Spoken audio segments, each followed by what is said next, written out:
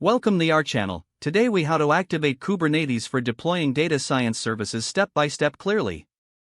Begin by ensuring you have a Kubernetes cluster set up. You can use services like Google Kubernetes Engine, Amazon EKS, or set up a local instance using Minikube. Next, install the Kubernetes command line tool, kubectl, on your machine. Verify the installation by running kubectl version in your terminal. Once kubectl is installed, configure it to connect to your Kubernetes cluster. You can authenticate using the cloud provider's command line or by modifying the kubeconfig file. Now, create a new namespace in your cluster for your data science services. Use the command kubectl create namespace data science. Next, prepare a deployment configuration file in YAML format. Define your container images and resource requests in the configuration. For example, specify CPU and memory requirements according to your application's needs. Save this YAML file as deployment.yaml. Deploy your application by running the command kubectl apply f deployment.yaml. Monitor the status of your deployment with kubectl get deployments and data science.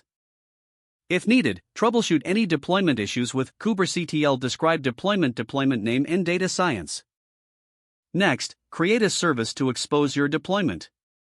Define a service configuration in another YAML file, specifying the type of service. For example, set the service type to load balancer for external access. Save this service YAML as service.yaml. Apply the service configuration with the command kubectl apply fservice.yaml. Once the service is running, retrieve its external IP using kubectl get services and data science. You can now access your deployed application via this external IP. Next, if you need to scale your services, modify the deployment configuration.